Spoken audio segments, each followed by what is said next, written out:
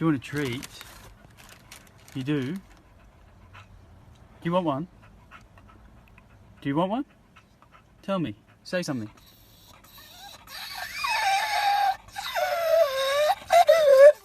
Okay, wait. Dennis, the dog who spoke straight to my heart. Okay. Have you ever lived with a roommate who talks way too much? I have, except this roommate was a dog. His name was Dennis, and believe me, he had a lot to say. Every single morning, he'd start by commenting on how I slept, what was for breakfast, and whether we were going to the park.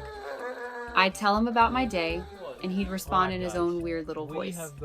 Not barking, not whining, just Dennis. And over time, I started to understand exactly what he was trying to tell me.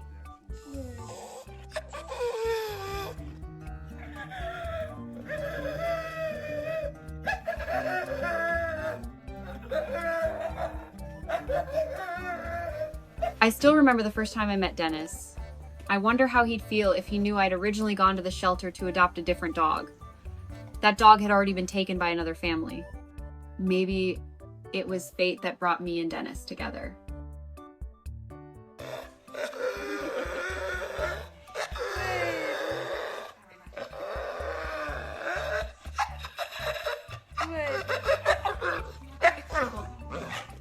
I didn't know what to do next, so I just wandered through the rows of kennels. And then I heard a strange sound.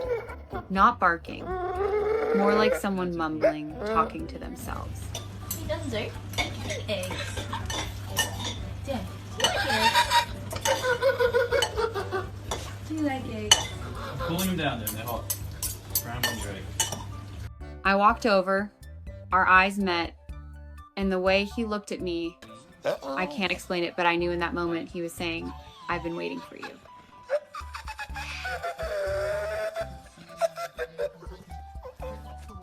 I asked if I could meet him.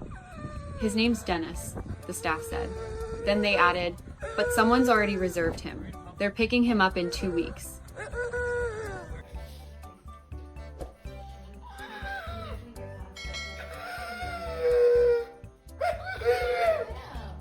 My heart sank, but something in me couldn't walk away from Dennis. I asked, "Can I foster him? Just so he doesn't have to stay in the kennel another 2 weeks?"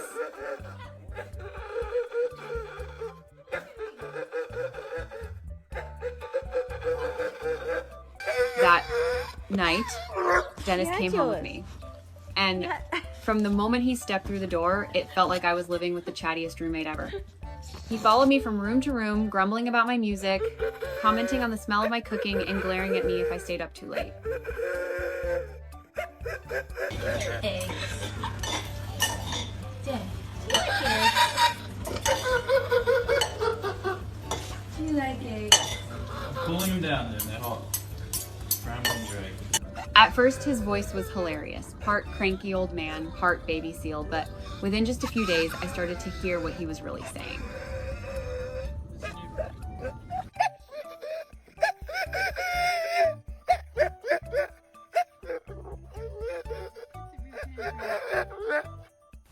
Dennis wasn't just making noise. He was communicating, expressing emotions, sharing thoughts.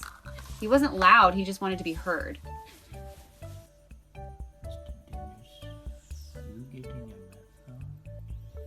You don't look too happy there, Don. What's going on, Don? You're stuck inside a cuddle. When I packed for the beach, he jumped straight into the car, tail wagging, mumbling like he was already planning his day in the sand. If I forgot his post-dinner treat, he'd walk into the kitchen and make a noise that needed no translation. "Hey, I didn't forget." Do you want one? Tell me. Say something.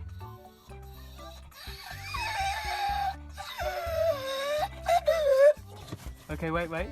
Even in his sleep, he talks. One night, I heard him sigh and whisper, "Chicken." I laughed so hard, I almost woke him up.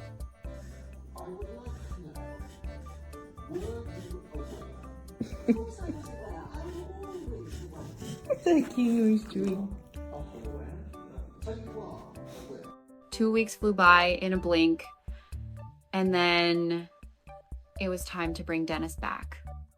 But I couldn't lose that voice. I couldn't bear the silence he'd leave behind.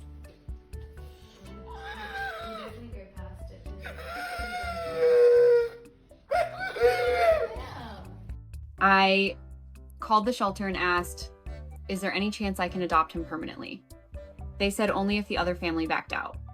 So I wrote to them. I sent photos, videos, clips of Dennis talking, playing, falling asleep on my chest.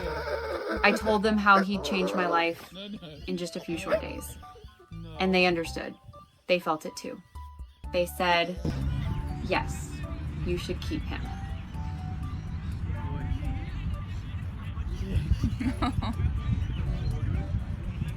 I'm here, dude.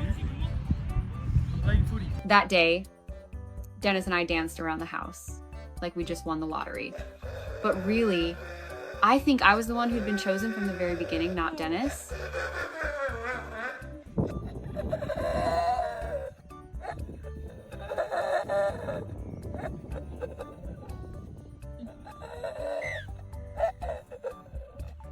Since then, we've talked every day. Dennis still tells me about his dreams, still grumbles when I sleep in. But the greatest thing he's taught me is this: connection doesn't need perfect words. It just needs to be real.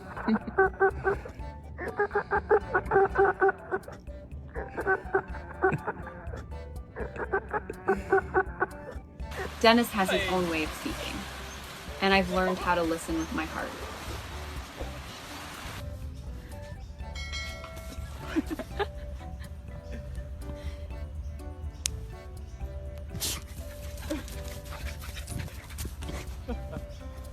If you're thinking about adopting a pet, please don't just look for the cutest face or the calmest demeanor. Look for the one staring at you, trying to say something only you can hear. Because sometimes, the soul meant for you is the one mumbling in the corner kennel, just hoping someone will listen.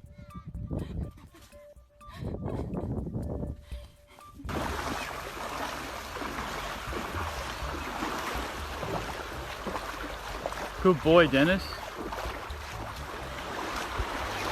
And if Dennis's story touched your heart, leave a like, a comment, or subscribe to our channel.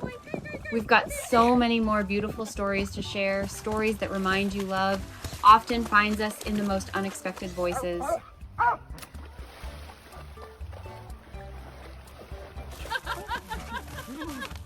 Okay, Dan.